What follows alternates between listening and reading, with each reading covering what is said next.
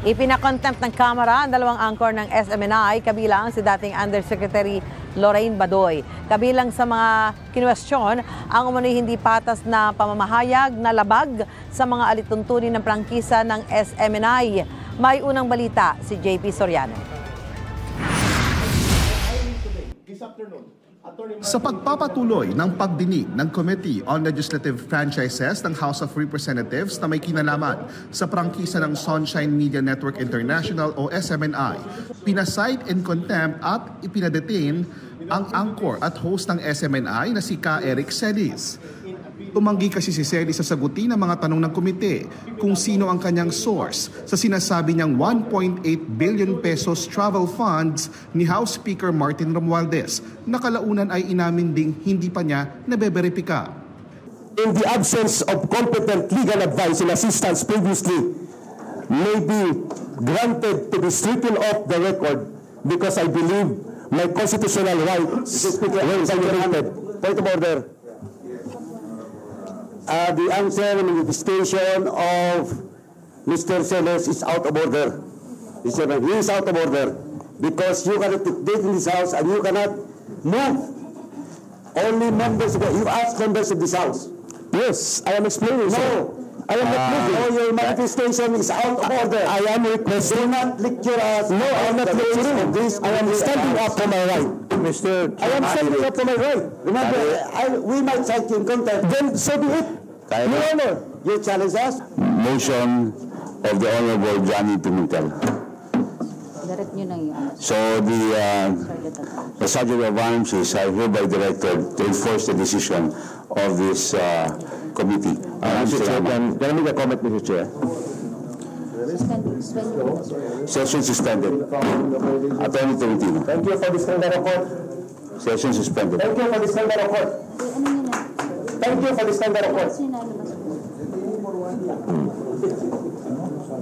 Nang wala na si Celis, ang co-host naman niya sa programa na si dating Undersecretary Lorraine Badoy ang kinuwestiyon kaugnay sa mga magkakahiwalay na reklamo at kasong ibinabato sa kanya na may kaugnayan sa umano'y pagkakalat niya ng mali at mapanirang impormasyon.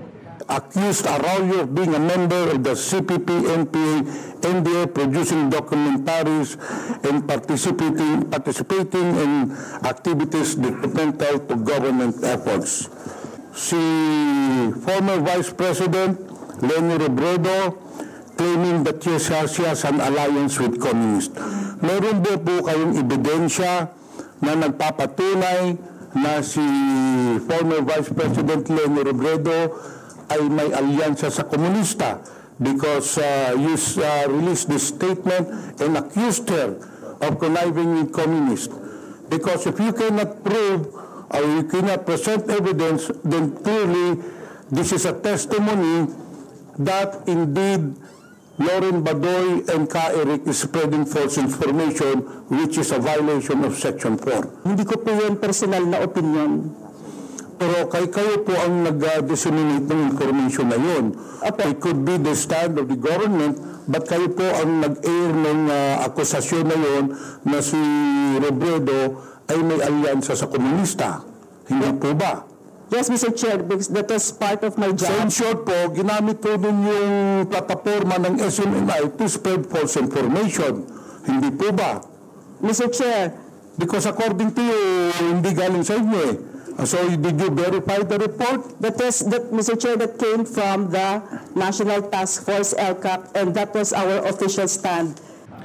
Kinuwestiyon din ni Navotas Representative Toby Tiangco ang proseso ng pag-uulat ng SMNI na hindi umano sang-ayon sa alituntunin ng patas na pamamahayag at labag sa alituntunin ng kanilang prangkisa.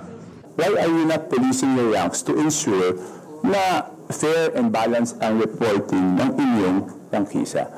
Ang naging, sa my personal answer, Mr. Chair, ang naging buhay ko nung sumali ako sa gobyerno, my short stint in government, ay talagang tapusin ang CPP, NPA, NDF.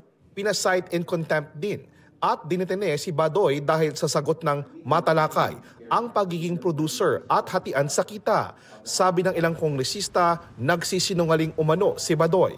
Ayon kay Badoy, ikinalulungkot niya ang desisyon ng komite pero tatanggapin niya raw ito. Ito ang unang balita, JP Soriano para sa GMA Integrated News. Mauna ka sa mga balita, bisitahin at mag-subscribe sa GMA Integrated News sa YouTube. Sa mga kapuso abroad, samahan nyo kami sa GMA Pinoy TV at sa www.gmanews.tv.